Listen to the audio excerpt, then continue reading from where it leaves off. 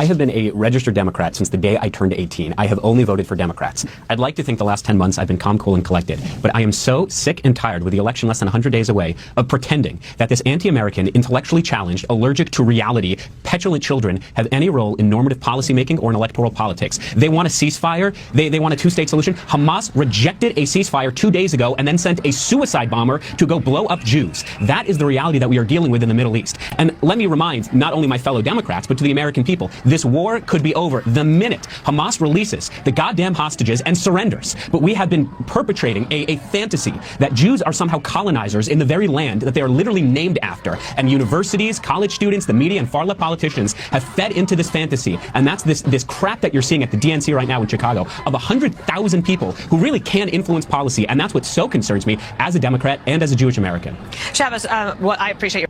Hey guys, so Tuesday is right around the corner, and if you've already voted, that's great. But if you haven't, let's talk, especially if you're undecided or you feel unmotivated to go vote. I know that the noise can make it really tough to see what's actually going on. And when it comes to Israel and Jewish safety, we hear a lot of statements from all sides. This is not me telling you who to vote for. This is simply a comprehensive list of pure facts. And I hope you will share them widely, especially if you have friends in Pennsylvania, Michigan, Arizona, or Georgia. So let's look at Trump's record. He did what others only talked about. He moved the U.S. Embassy to Jerusalem and officially recognized Jerusalem as Israel's eternal capital. He acknowledged Israel's sovereignty over the Golan Heights, which is a crucial security measure. And then, of course, there's the Abraham Accords, a series of historic peace agreements between Israel and Arab nations that have brought stability to the region in ways that we once thought impossible. These were not just gestures. These were real actions with real outcome. Trump also stopped funding to the Palestinian Authority and to UNRWA. The former rewards terrorism, and the latter was shown to have employees who are terrorists on October 7th. Now let's look at Kamala Harris. Harris has spoken about supporting Israel, but her administration's actions tell a completely different story. They withheld certain weapons that Israel had requested at a time when Israel was fighting for their lives. They also attempted to constrain Israel in terms of how to fight and where to fight. Remember, don't go into Rafah. And they also have attempted to constrain their retaliation against the Islamic Republic of Iran. The Biden administration resumed funding to the Palestinian Authority and to UNRWA, both affiliated with terrorism and terrorists. They rejoined UN bodies like UNESCO, which declared Hebron a Palestinian World Heritage Site, which negates Jewish links to this holy city. With regards to Trump's historic Abraham Accords, under the Biden and Harris administration, no additional countries were added, and there was no more progress made regarding normalization between Israel and any additional Arab countries in the past 4 years. Now back to Trump. He made bold moves on Iran. He pulled us out of the Iran nuclear deal, and he slapped on sanctions and cut off funds to terrorist groups. He even designated Iran's Revolutionary Guard as a terrorist organization.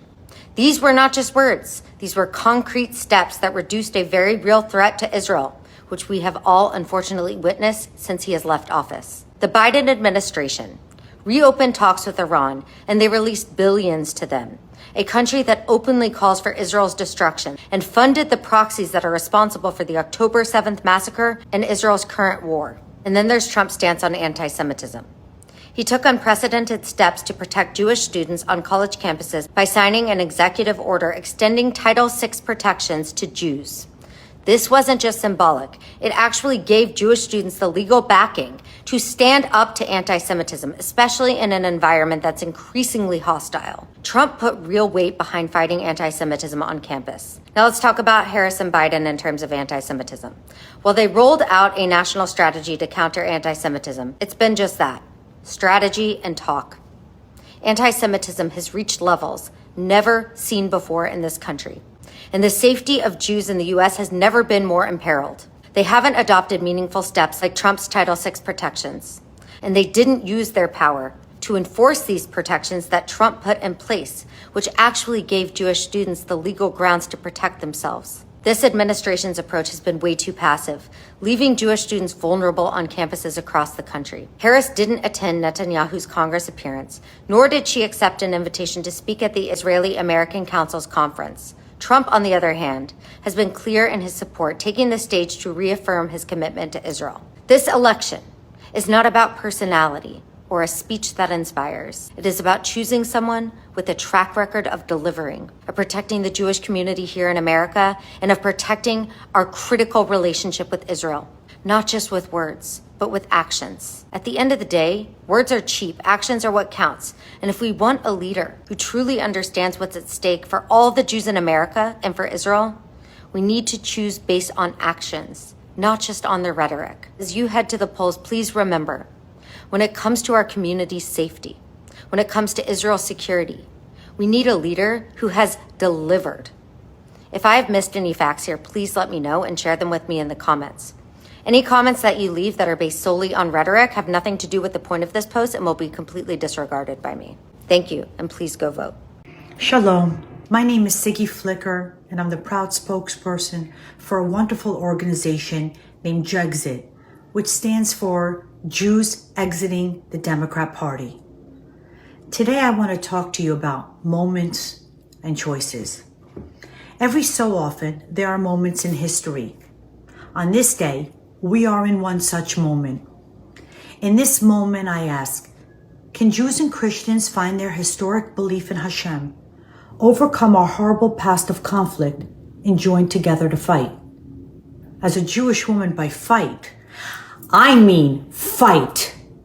Fight against the sudden explosion of Jew hatred in the United States, when for so many generations, Jews lived, contributed, grew as productive Americans, helping advance the great principles of our founding fathers such as the forgotten patriot, Haim Solomon, a Jew who financed the Revolutionary War and died broke, a Jew who George Washington asked, "What can I do to repay you?" To which Haim Solomon answered, "Take care of my people." Now, George Washington wrote a beautiful letter to Touro Synagogue in Rhode Island, which still stands today. And in that letter, he said, "May the children of the stock of Abraham, who dwell in this land, continue to merit and enjoy the goodwill of the other inhabitants, while everyone shall sit in safety under his own vine and fig tree, and there shall be none to make him afraid. May the Father of all mercies scatter light and not darkness in our paths, and make us all in our own several vocations useful here, and in his own due time and way, everlasting happy." Jewish Americans went on to fight for freedom and defend our Constitution in World War II.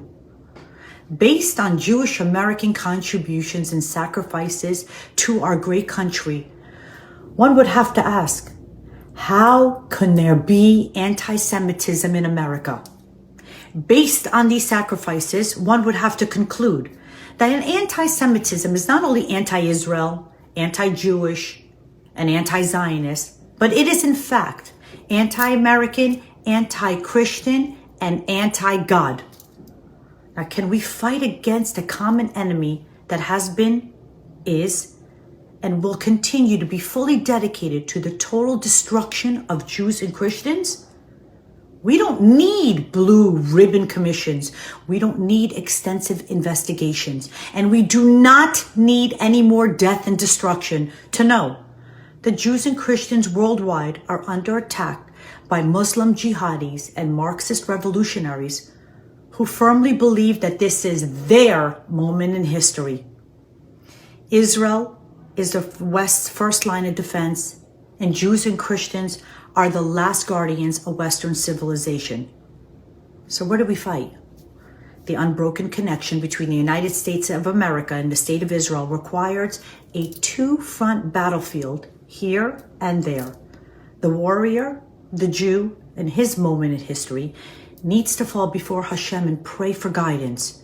Do I fight on this land or do I fight on the land? Guide me, O Lord, guide me. Unquestionably, before us today is a clash of moments in history. On one side lies distortion, death, lie after lie, and destruction, 1,400 years worth. And on the other side lies truth, transparency, life, and production, 3,500 years worth. Whose moment in history will prevail? Ladies and gentlemen, there's no other country on earth that was driven from its ancient homeland only to return nearly 2,000 years later. From the beginning in 70 AD to the restoration beginning in the early 1900s, the Jews were dispersed among the nations of the world with a remnant remaining in Israel. And to this day, the Jewish people have continued to make their way back to their God-given land. Furthermore, from the moment that God made his covenant with Abraham, we can testify of the miracles he's worked on Israel's behalf. Whose moment in history will prevail?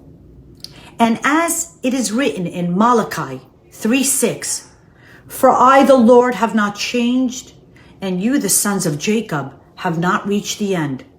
Ladies and gentlemen, together we are stronger, and together we will defeat this evil. God bless the United States of America. God bless the greatest president in the history of America, Donald John Trump. God bless Israel. Am Yisrael Chai. And thank you so much.